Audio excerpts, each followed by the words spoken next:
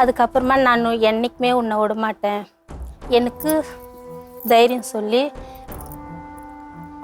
மாற்றிட்டு கூட்டிகிட்டு போயிட்டு காணிப்பாக்கத்தில் கல்யாணம் ஆயிடுச்சு. உனக்கு யோசிக்க மாட்டியாம்மா, இன்னொருத்தர் கல்யாணம் பண்ணி வந்திருக்காங்களே அவங்க வாழ்க்கையை கெடுக்க கூடாதுன்னு யோசிக்க மாட்டீங்களா? நான் வேண்டான்னு தான் சொன்னேன் மேம். அவங்க தான் எனக்கு அவங்க சொன்னா போவீங்களா? உங்களுக்கு யோசிக்க முடியாது. முதல்ல ஒரு நிச்சயம் பண்ணி அந்த கல்யாணம் வேண்டாம் சொன்னீங்க, அப்புறம் இன்னொருத்தரோட கல்யாணம் பண்ணி அது வேண்டாம் சொன்னீங்க, மறுபடியும் ஒருத்தர் கல்யாணம் பண்ணி வந்திருக்காங்களா, அவங்களே நம்பி இருக்காங்க, எப்படி நீங்க திருப்பி கல்யாணம் பண்ணுவீங்க? அப்புறம் எனக்கு தாலி கட்டிட்டு விட்டுட்டும் போயிட்டாங்க. அவங்க என்கிட்ட 20 நாள் என்னவோ என் கூட இருந்தாங்க. விட்டுட்டு போயிட்டு பிற்காடி எனக்கு இதுதான் தலையெழுத்துன்னு சொல்லிட்டு அவங்க கட்டின தாலியோட வீட்டு வேலை செஞ்சு தான் நான் இவ்வளோ நாளாக வாழ்ந்துன்னு இருந்தேன். 10 வருஷம் 12 வருஷம் ஆகுது எனக்கு அவர் தாலி கட்டி.